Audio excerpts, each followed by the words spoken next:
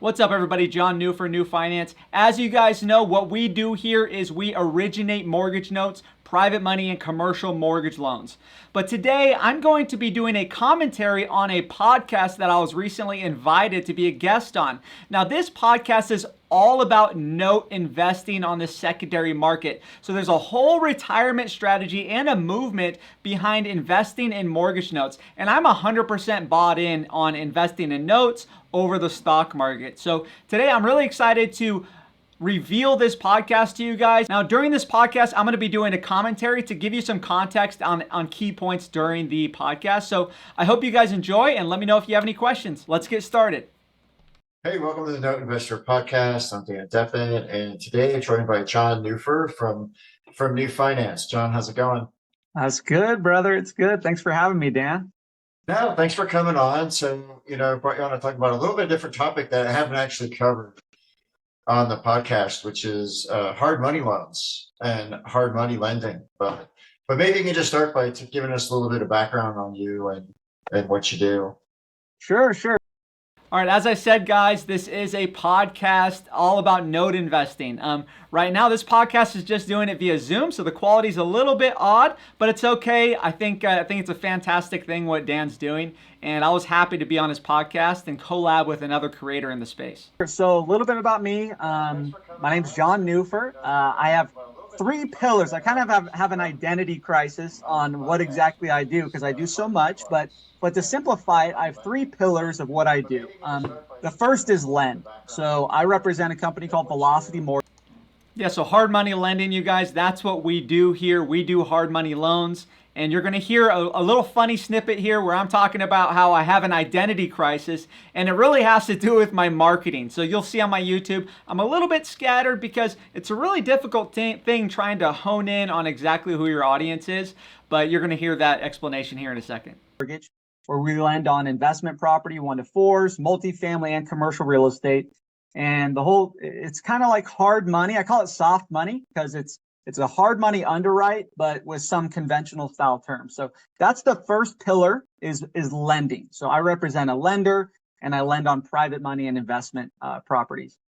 So that's right, guys. If you guys are already brokering these private money mortgage notes and you have a lender database where you send deals to, I am one of those lenders. So I represent Velocity Mortgage, just as I'm saying here, and I'm going to put a link either in the video right now or down below if you want to get registered as a broker partner with me at Velocity Mortgage. We do all kinds of loans. It's no income verification, no tax verification, perm loans, so 30-year loans, and the fix and flip stuff. So if you're looking for fix and flip money or perm money for your borrowers, you can come to me here at Velocity. The second pillar that I have is my commercial mortgage brokerage, which goes right alongside with my lending.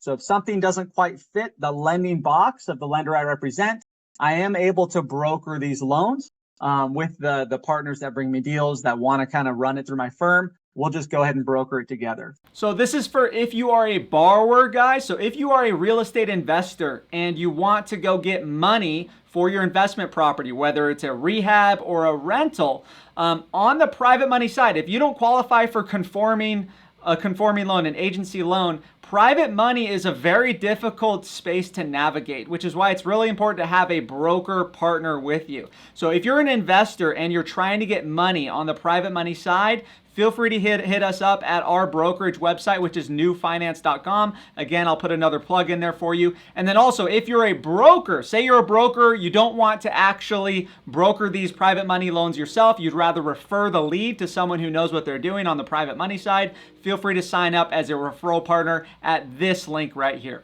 All right, let's keep going. And then the third pillar is trainer. So I run a commercial mortgage accelerator where I train people to learn how to actually broker these private money and hard money loans. It's kind of a mystery. So there are a lot of residential investors, a lot of residential reps. That's right. So that's the third thing of what we do here. So if you are a broker that mostly does residential loans, or maybe you're looking for a work from home opportunity and you're trying to make some extra money and you are well networked in the real estate space, you can always join my accelerator where I will train you how to broker these private money and commercial mortgage notes. So I run 3 pillars, just like I said. I lend, I broker and I train those who want to learn how to do this business on their own. And, the private money side is kind of a mystery to a lot of them. So we have a training program, teaches people how to broker these notes and eventually invest in these private money notes themselves. So yeah, that's a little bit about me. That's my 3 pillars of what I do. Awesome. That's a lot of stuff. So Yeah. so maybe we can go through. We'll have time to go through all of them, but maybe we can start with the hard money part. First of all, like, what is that exactly? And I was curious myself, like, why do they call it hard money? Like, where? That's a good question. So everybody's going to have their own definition. So depending on who you're talking to, everybody's going to have their own definition on what hard money is. But the most simplified version that I could come up with is hard money is simply money that has high interest rate, high fees, and short term. So the whole point, the word hard, is the idea is that it's higher interest, it's hard money, it's hard to take in, right? It's like, man, I got to pay high fees, I got to pay it back quickly, and I got to pay a high interest rate. So that's what I call hard money. Now, other people are going to tell you that hard money is money that's given to you by a private money lender, right? They might say something like that, which is along the right. That's right, guys. So hard money is essentially high interest rate, high fees, and short term. That's why the word is hard, because it's a difficult loan to get done and repay.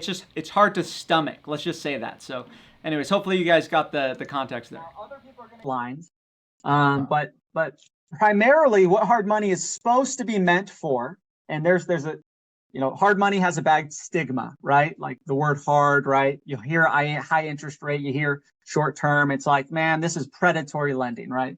But it doesn't sound appealing. My first thought is like, why would I ever, as a borrower, why would I ever want to take a loan like that? Yeah, no, exactly. But it has its place in the marketplace. And the whole purpose of hard money, it's been around forever. It's private money. And the whole purpose is to fulfill that gap of, you have a distressed asset that doesn't qualify for conventional financing. So like Fannie and Freddie, these agency loans won't insure the purchase of this property because it's a distressed asset.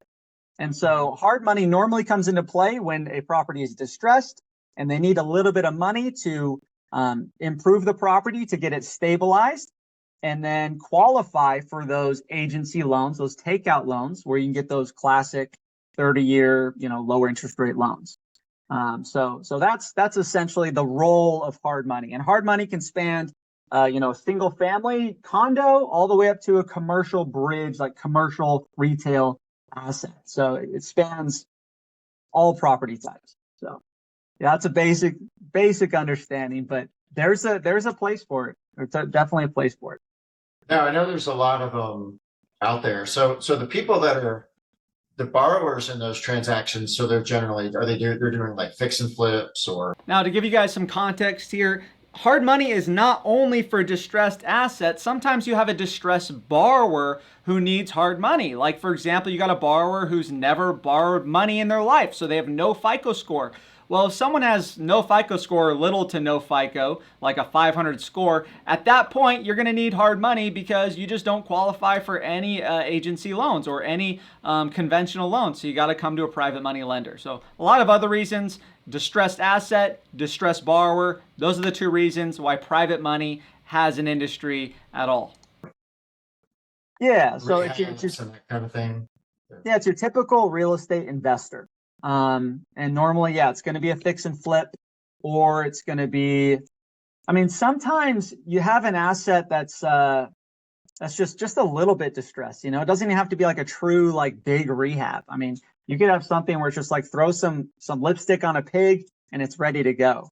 But a lot of these investors, they aren't just flipping. So they'll buy a distressed asset, they'll rehab it just slightly, put maybe 20 grand into this, and then rent it out, turn it into a rental loan.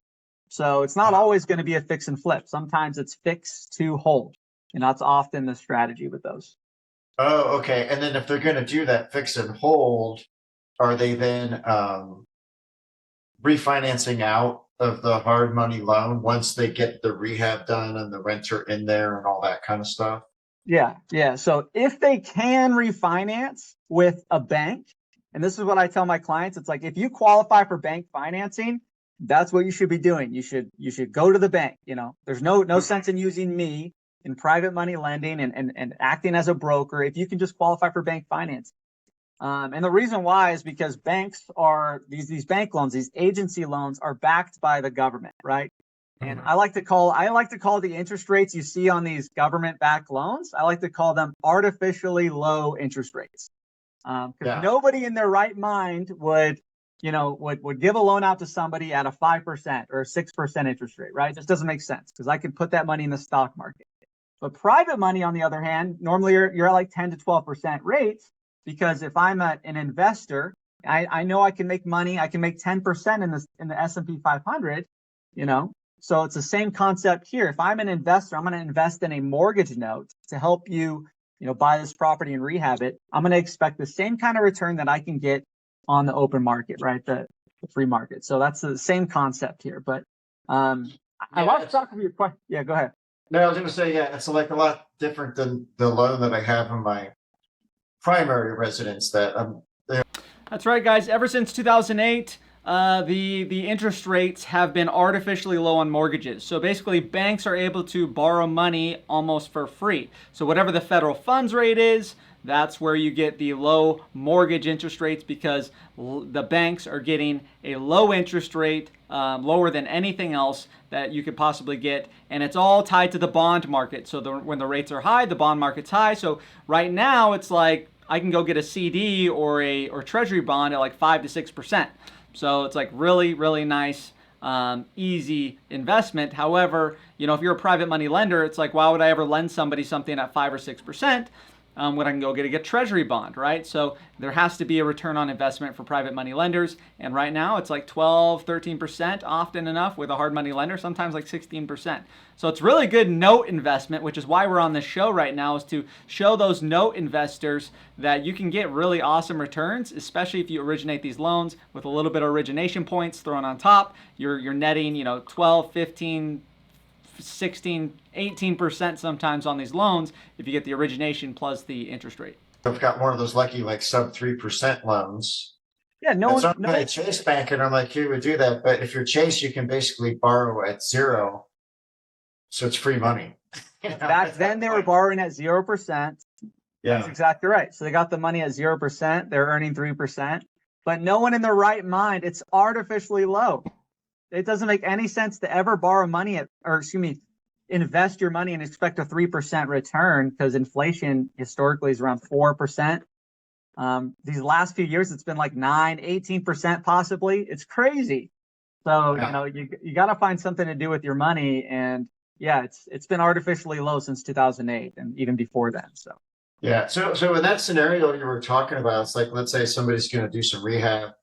They take this hard money loan to get them through. They do the rehab, they put a renter in, and now they want to hold the rental, do the long-term loan. What happens if they can't get the long-term loan? Yeah, so if they can't, no, that's a good question. So if they can't get like an agency loan, maybe there's something wrong with their person, right? So agencies normally do what's called a global underwrite, which means they're looking at the borrower's income, assets, and tax returns, right?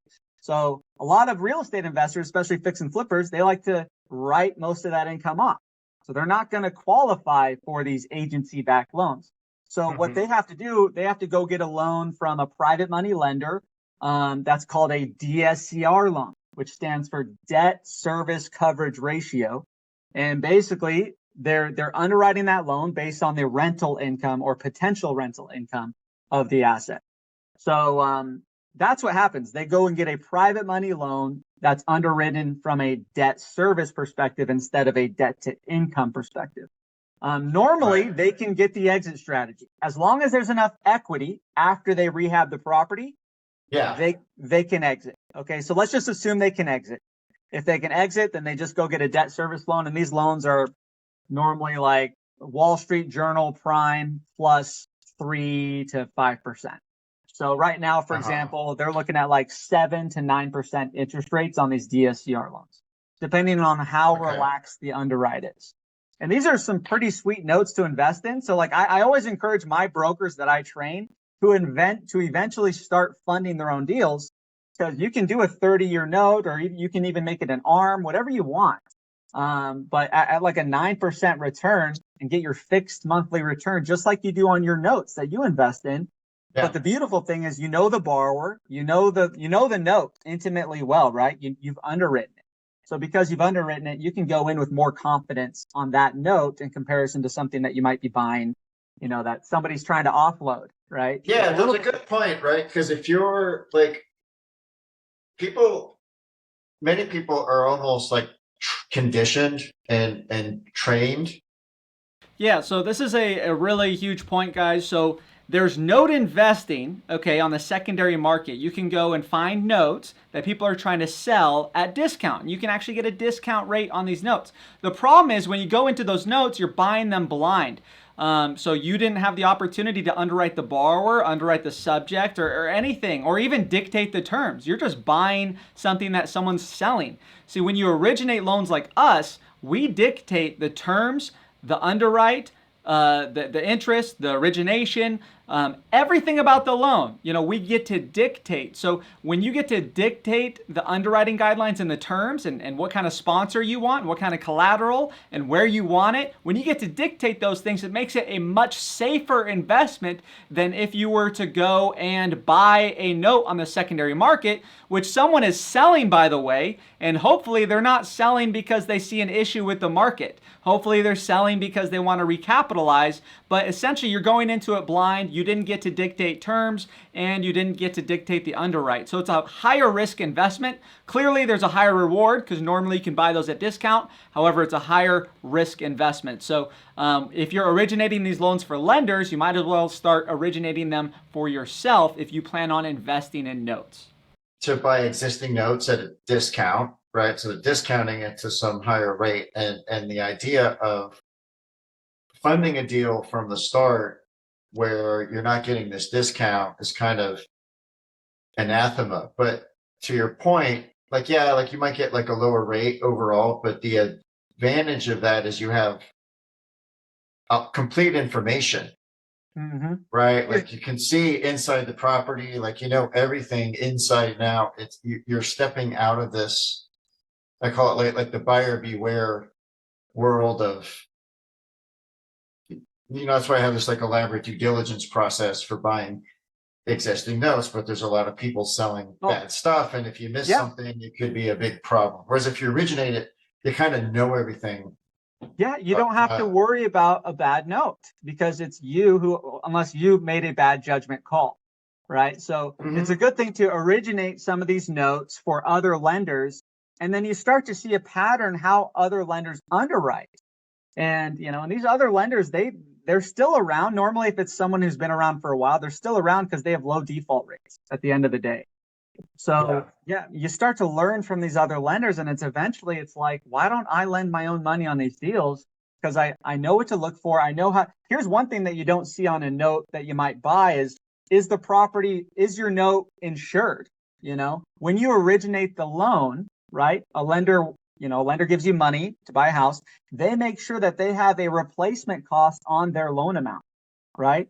So you set the terms on whether your note's insured or not. So you might not set that term if you're buying a note, right? A distressed note or a discounted note, right? In this case, it's like, I underwrite the borrower. I know how much they make. I know how much is in their bank account.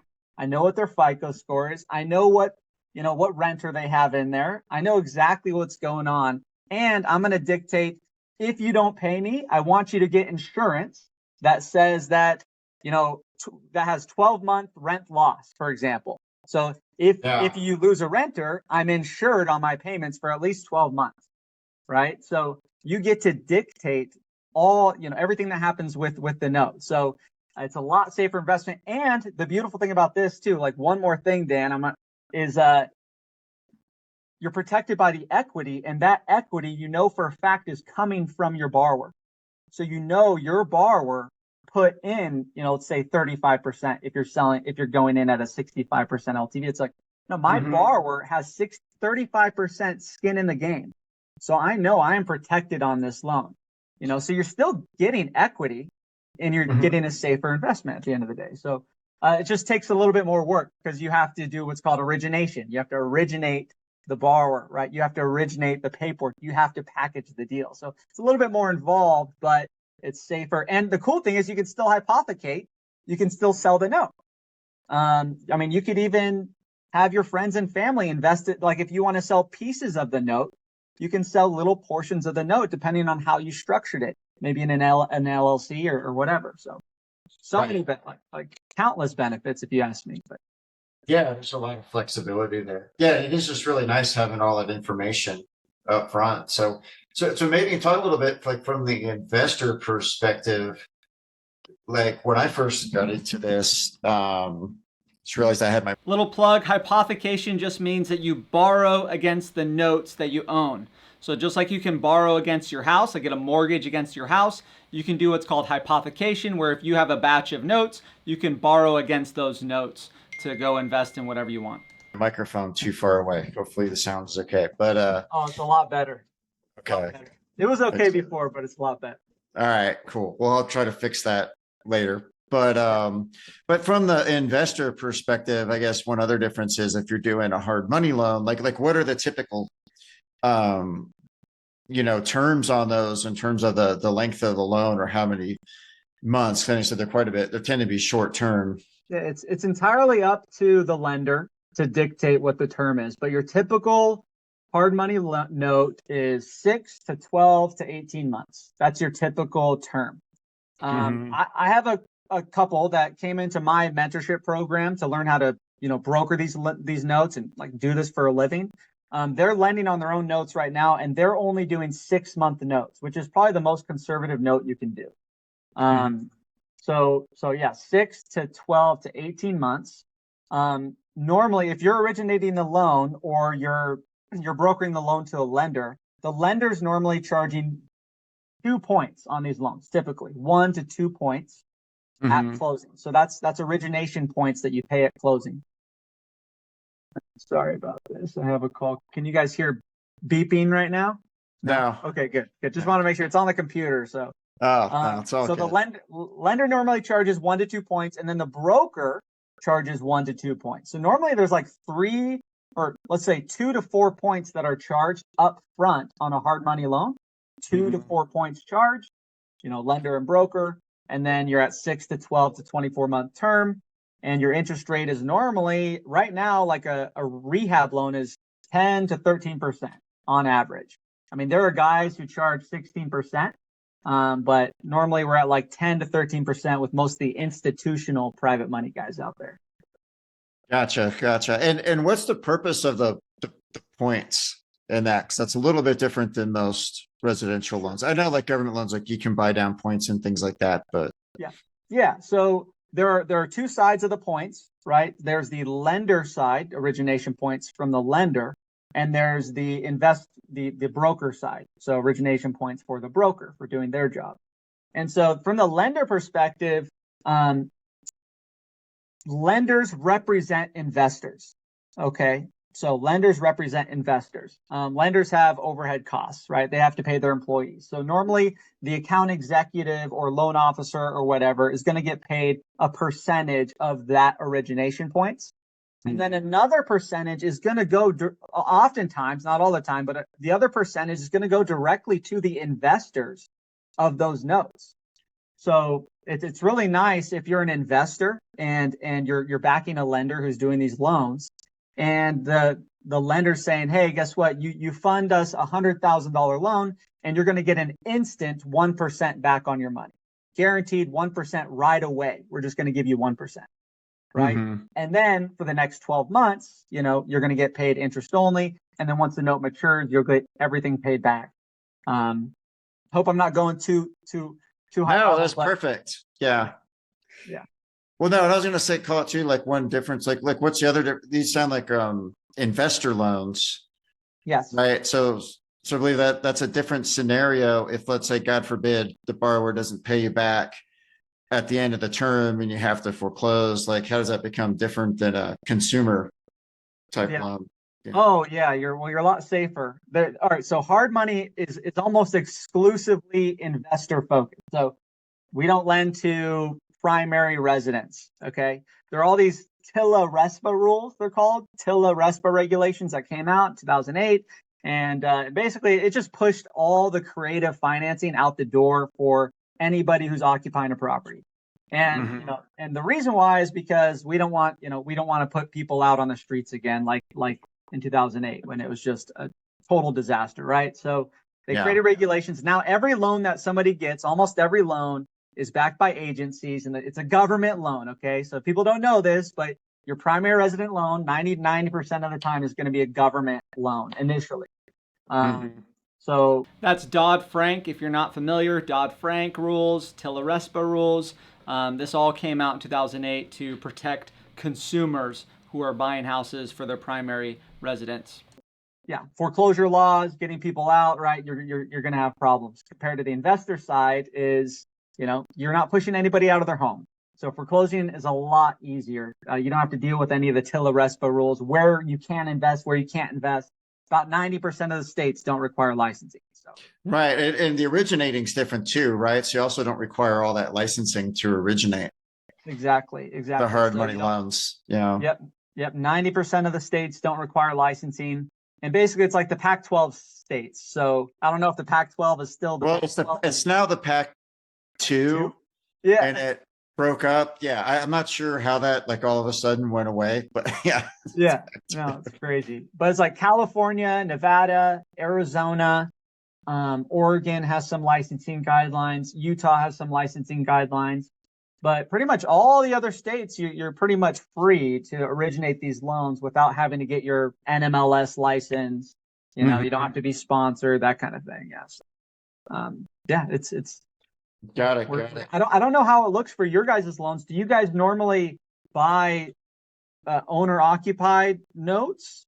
Yeah, so that's primarily what I do.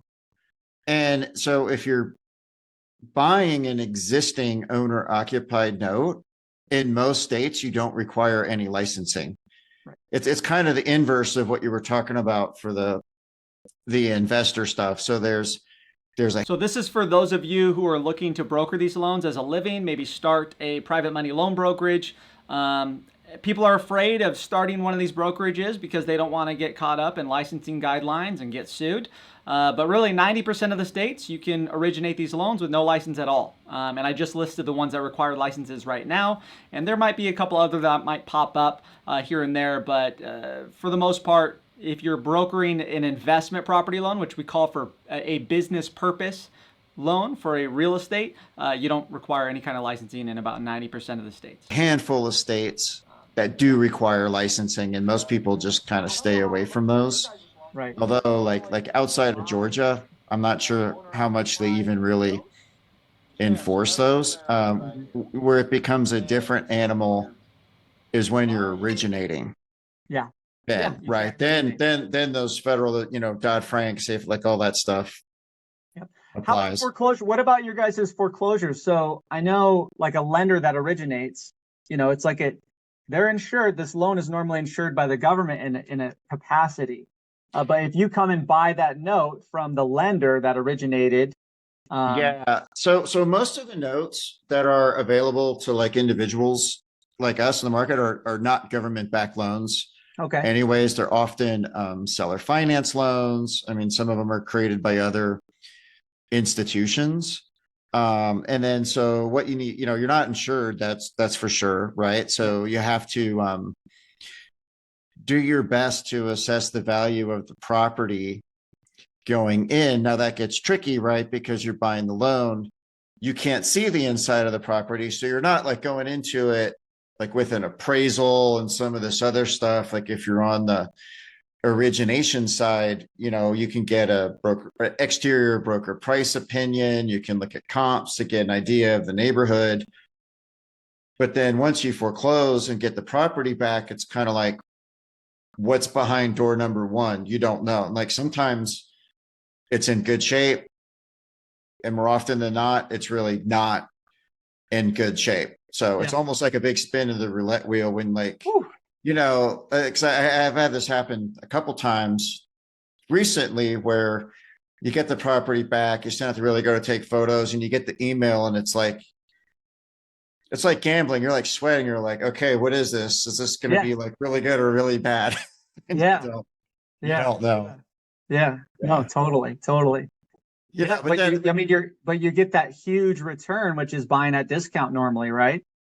you do. Yeah. And these days, assuming you were buying a note that was originated a while ago, generally those properties have appreciated a lot. So there's generally a lot of Right. equity there, but you don't know how much. Like I've seen wide variations. Like I've had REOs where they sold for more than what my initial value estimate was, and I've had ones that have sold for way less because I've had like hoarder houses and chunky stuff. I actually just got a wire this morning on a property that's sold. It wasn't a foreclosure. Actually, the borrower passed away. Mm-hmm. Um, and there were no heirs, so I just ended up with the property. And when the realtor went in, like it was really beat down. There were like water issues. It was the whole place was pretty nasty. Like this guy, like it was rough, I guess, like pretty smelly. And at first I was like, oh man, I might get zeroed on this thing depending on what's going on. But I had a really good realtor and he got it sold and I got a small profit Yeah. out of Yeah. it, Yeah. which Well, was nice. yeah. Yeah. Got something. Yeah. Yeah. It'd be freaky getting involved in a note where you don't know the condition of the property. For sure. But you can do Yeah. some. I mean, you look at the outside, right? And you can kind of extrapolate. Like what I've learned kind of the hard way is whatever trouble you see on the outside, especially if you're talking about junk in the yard or whatever, it's going to be way worse inside, Right. actually. So there are some clues you can, Right. you can look for that help, Right. but it's always a little bit of a gamble. You never quite know. And I've been surprised in good ways and bad ways on different ones. Yeah. Yeah. Yeah. Yeah. Well, big risk sometimes, big return. So, and you Yeah. get hopefully you hedge enough where you're not having problems, right, with the strategy. So, and I'm sure you got some killer strategies, man. I'm 100% bought in on the idea of notes, mortgage notes. Hmm. I've been driven to madness with the stock market and just how it can be manipulated and how volatile it can be. My dad recently retired, and he's got a stock portfolio, and right when he retires, right, the thing, stocks kind of tank. He's been in the S&P, Hmm. and now, what looked like a, $1.2 million retirement now is like an $800,000 retirement, right? And it's all because it's so volatile with the stock market. And I told him, hey, Dad, you got to start investing in some mortgage notes because, that's what the bank's doing with your money anyways. And I say, you get a personal guarantee from the borrower normally.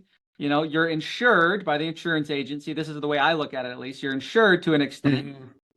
You're getting monthly dividends, interest, paid monthly dividends. What stock gives you monthly dividends, especially at the notes that I do, 8 to 13% return, and you're backed by a real asset. It's like, get out of the stock market. If you ask me, the stock market's so frustrating. You're up 20%, what, 2 years ago? Then we're down 20%. No, now we're up 20% again. But guess what? In the last year, we're actually at zero. Everybody doesn't know this. We were down 20% last year. Yeah, It's it's like, crazy how volatile it is for how large it yeah, is. And yeah, especially if you're like in retirement or approaching it, like you were talking earlier about, you could fund some DSCR loan at 9% with a 65% loan to value. Well, that 9%, like that's kind of getting in line with the long-term stock market returns. So if you're like, okay, I'm retiring and I'm going to live off of this for a couple decades, you're kind of getting that similar long-term return, but you've stripped out a lot of the volatility, oh yeah, which completely. is nice. Yeah, and you got the borrower's skin in the game immediately, right? This borrower just took, 30%, like 100 grand, right? For example. That's that Mhm. they don't want to lose that 100 grand. That's why we have borrowers put skin in the game. Because if the market volatiles, right? If it goes down, the borrower doesn't, they're going to hold on to that asset because they don't want to lose that 100 grand, for example, right? So there's so Yeah. much protection. in your payment, your monthly payment protection comes with skin in the game. That's why we ask for skin in the game. Well, and it's nice when the borrower has put the skin. Yeah, guys. So when we deposit our money into the bank, and the bank is one of the most conservative lenders out there, when we deposit money into banks, like deposit institutions, most of that deposit money gets lent on mortgages, mortgage notes, promissory notes primarily. And a promissory note is hands down one of the safest investments you can make, especially freshly originated, because that skin in the game from the borrower. So if property values go upside down all of a sudden, the borrower wants to keep making payments because they just put a big deposit on that property, so they don't want to lose that money. So you're going to always get that return, that monthly payment, because of that skin in the game. And then you're insured by the insurance company. You're insured by that lender making the deposits. You're insured by that equity that they made the down payment money on. It's a promissory note, so there's a personal guarantee on top of all of that. So the borrower doesn't want their credit messed up. They don't want to go through a foreclosure. They don't want that on their credit. It's just a perfect investment strategy, and it's a real estate asset. It's an asset. It's like investing in gold, but it's even better because it's a useful asset that can cash flow. So anyways, I just want to nail down that point. Note investing, promissory note investing on real estate is probably one of the safest bets you can possibly make in the investment world, and still make 8 to 10 to 12 to 13% annual return, and you're getting paid monthly on a passive income investment here. It's amazing. Like 100 grand, right, for example. In the game recently in the form of like a big upfront payment, because Yep. What I've had happen on existing loans, even when the property values have gone up, borrower has a lot of equity. Like in reality, they have a lot of skin in the game. A lot of the levels of financial literacy are scary. They're scary low. And so I've had borrowers that had a lot of skin in the game, but like they didn't recognize it and then did silly things, right? Because it's kind of this like on paper thing that developed over time, and they don't really grasp that, hey, I only owe $50,000 on this thing, but my house is worth like 90. Yeah. So if I really just don't want to pay, I could just sell the house and I could collect a big chunk of cash, Right. which would be a little better result than just writing the ship down. Yep. So But when they occupy the property, I guess it gets a little bit more complicated, and they don't have income, maybe like a normal income to get a normal loan. It's like, man, just it's all over the map. right. So, right. but so maybe tell us a little bit about, some of the mentoring you said that you do. Yeah. So the mentorship program, right. So I started, actually, my history is I've been in commercial lending for 10 years. I started with a shop where we used to do business loans. So business loans, and part of that business loan matrix was real estate. But I ended up focusing just on real estate. I ended up representing a lender, and it just goes right alongside with what I already do, which is funding these private money investor notes. So I created a program because a lot of the guys that come to me to originate these loans are residential focused, and they have no clue how to actually originate a private money loan. So that's why I developed the program. I actually started doing YouTube videos in 2018 to show people this is how you do it, so I don't have to spend so much time on the phone. I was saving myself time. I was like, hey, just watch this video and you'll get what I'm saying, instead of spending, 30, 40 minutes on the phone. So anyways, eventually those YouTube videos of training people, showing people what to do, evolved into a program, a mentorship program, where essentially I'm just training people how to start a private money and commercial loan brokerage, where they originate these loans. They find investors that need money, that don't qualify for agency loans, and basically they match the investor up with a lender who will lend on it. So that's what they do for a living. And, I've been making over 250 grand a year, quite some time, doing exactly this. And now I'm just teaching people how to do it, whoever's interested in wanting to learn that side of the business, the private money commercial side. And, they're originating notes from single family investments, like I said, all the way up to 5+ multifamily or commercial buildings.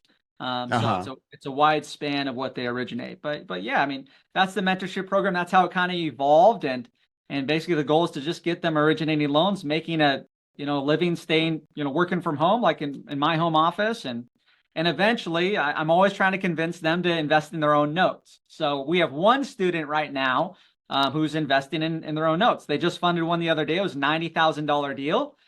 They like to do 6-month notes with 6 months guaranteed payments. So they actually escrow for the payments.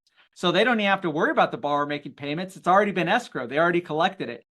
So it's really, so that's like prepaid interest, or like, or is it amortized? Yeah. it's just escrowed payments. So where the borrower would normally be paying you every month, they're like, well, that's right, guys. So yeah, if you've been watching my channel for some time, we hit a lot of investment things, but primarily what I do is I lend, I broker, and I mentor. So I just got done talking about my mentorship program. So if you're trying to build a work from home business, start working from home and earn over $200,000 a year, which is very easy to do in this space if you have the goal and if you have a focused mentality, you can definitely do it. Now, I'm going to put a link right here, so if you haven't seen that, go ahead and check it out.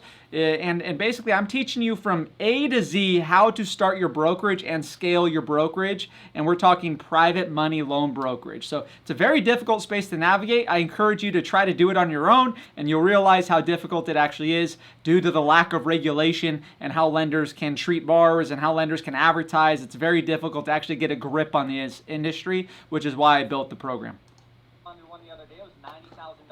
Well, we're just going to escrow for 6 months of payments. So you don't have to worry about making payments. We've already escrowed for that. We've already collected the payments. And that came out of the cash out that they did in this instance. A lot of cash outs. Yeah, no, it's neat. Yeah. So that's like my end goal, is to get people eventually starting their own little fund. Because if you're sourcing the investor, all these lenders are bidding. They want investors. They're bidding for investors. They say, bring investors. We need to lend some money.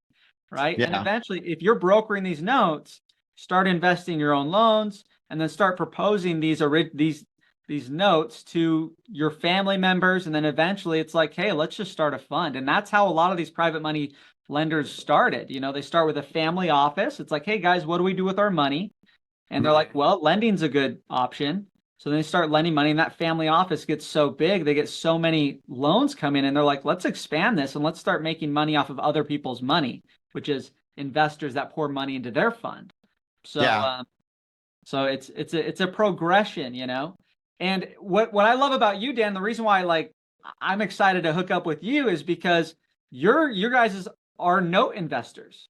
So it's a perfect transition to what we already do. And so there's a part of what I do with brokering these private money notes is if I get a note that I can't line up with my lenders. So a lot of my lenders have guidelines, like we don't go lower than $50,000 loan amount. So for example, you're not going to find any institutional private money lending on notes below 75 to 50,000 just because they have an organization to run. It's not worth their time doing a small loan like that, right? Well, right, because they're paid off a percentage, whether it's points or whatever, and they have certain fixed costs. So same reason banks don't like to lend on primary residences that are, under a certain dollar amount, 150K or 200K or whatever. Exactly. So there's a sweet spot. Same with commercial real estate. So there's a sweet spot in commercial real estate where in the private money world, you can't get a loan below $500,000 on a commercial asset. But there are a lot of small retail suites and office units and retail buildings that they're in like Ohio, for example, like Cleveland and a few of these lower value markets where these guys just can't get loans, So there's a good sweet spot. So what I normally do is I can get a borrower to sign a term sheet at 12% interest. And we just let our investors know, like anybody who's a note investor, if you want to invest in this note, it's like, hey, guess what? We got a borrower to sign on these terms. What do you think? And, that's one way that, for example, your note investors could come in and say, yeah, I'll put me on the list to possibly fund some of these deals that we have, slipping through the cracks with our institutional investors. So that's what we're doing right now. So we're kind of starting our own little fund, doing one note at a time, and eventually we'll build enough track record where we can start a legitimate fund. And whether or not all your people want to participate in it or not, but that's where I'm at with my brokerage, right? And I train people on establishing a brokerage and eventually kind of doing the same thing. Yeah, and I think that's a pretty, or I don't know if it's a common model, but I think we were chatting before we started recording. Like I know one guy that has a similar business to that, was originating a lot of hard money loans. And then he also has a fund with investors. And then when they do loans, sometimes they're funded by other investors, and then sometimes they're funded with their fund. Just another Yeah. source of capital. So, well, cool. Well, John, so how, I'll put your links in the notes, but how do people get a hold of you or connect with you? Oh, it's super simple. So if you want to participate in our mentorship program, if you want to learn how to broker commercial and private money loans, just go to our website. It's newfinance.com. It's NEU finance.com, or you can shoot me an email, which is partner@newfinance.com. Yeah, that's like the basic way. And then if you ever want to if you're already brokering loans and you want to come to me as a lender, I have another, plug that I could push in there. We'll just put in the links below. It has to do with Velocity Mortgage. It's a different email, and I don't want to confuse people. So just simplify it. Send me an email at partner@newfinance, and we'll figure out a way to work together. All right. Sounds great, John. Well, thanks for coming on. Appreciate it. Dan, I appreciate it, brother. All right. See you next time. Yes, sir. Right. Talk soon. All right, guys, there you have it. This was a podcast I was invited to jump on. They're called Fusion Notes. And basically, he just teaches people how to invest in promissory notes, mortgage notes on the secondary market. So we do align quite a bit. And the beautiful thing about this business is when you are originating loans, you get first pick, first dibs on what terms to set. And guess what? You could even originate some of these loans, fund it yourself, and then sell it to guys like Fusion Notes over here, or some of his investors. So it's a cohesive community that we're a part of, and that's why I did this podcast in the first place. Is just to connect the dots for people and give people more of a reason to invest in mortgage notes, just from a different angle, from originations to secondary market. And I want you guys to go check out his channel and subscribe if you haven't already done so, guys. Go ahead and click any of the links below, and we'll see you guys in the next video. Talk soon. Bye-bye.